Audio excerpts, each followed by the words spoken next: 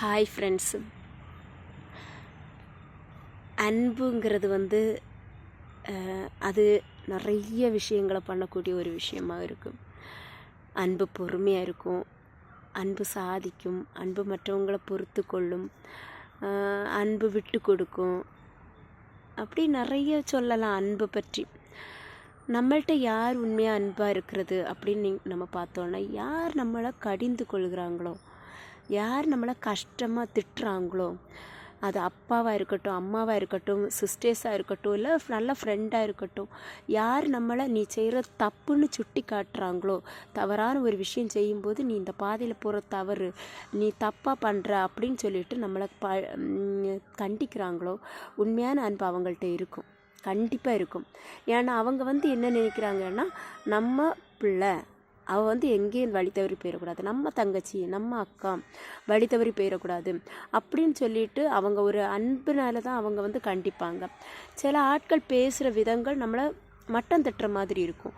அந்த மாதிரி இருக்கிறது அன்பு கிடையாது. நம்மளை ஹர்ட் பண்ணணும், அவளை எப்படியாவது வளர விடக்கூடாதுங்கிறதுனாலேயே அவங்க ஹர்ட் பண்ணுற மாதிரியே பேசுவாங்க.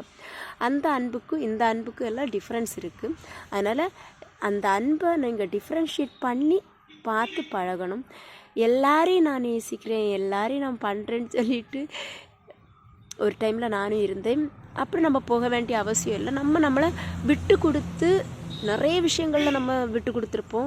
அது தவறு இல்லை, விட்டு கொடுக்கறதுனால யாரும் கெட்டு போகிறதில்ல. ஆனாலும் மரியாதை இல்லாத இடத்துல, அதாவது விலையுயர்ந்த முத்துக்களை பன்றிகளுக்கு முன் போடாதேன்னு சொல்லியிருக்காங்க. அப்படிப்பட்ட அந்த விலையுயர்ந்த நம்மளுடைய அன்பை, விலையுயர்ந்த நம்மளுடைய மரியாதையை, சுயமரியாதையை நம்ம இன்னொரு ஆளுக்காக திரும்பவும் அந்த பன்றிகள் முன்னாடி விட்டு கொடுக்க வேண்டிய அவசியம் நமக்கு இல்லை. அதனால் கொஞ்சம் உஷாராக இருங்க. அன்புக்கு டிஃப்ரென்ஷியேட் பண்ணிக்கோங்க. எது அன்பு, உண்மையான அன்புங்கிறத. நம்மளை தேடி வர்ற நல்ல அன்பான உறவுகளை எக்காரணத்தை கொண்டு விட்டுறாதீங்க. நம்மளை ஹர்ட் பண்ணணும்னு நினைக்கிற, நம்மளை மட்டம் தட்டணும், நம்ம வளர்ச்சியை குன்ற வைக்கணும்னு நினைக்கிற எந்த ரிலேட்டிவ்ஸையும் ரிலேட்டிவ்ஸ் மட்டும் இல்லை, ஃப்ரெண்ட்ஷிப்பாக இருக்கட்டும், தெரிஞ்சவங்க யாராக இருக்கட்டும், அவங்கள பக்கத்தில் நெருங்க விடாமல் பார்த்துக்கிறது நமக்கு நல்லது.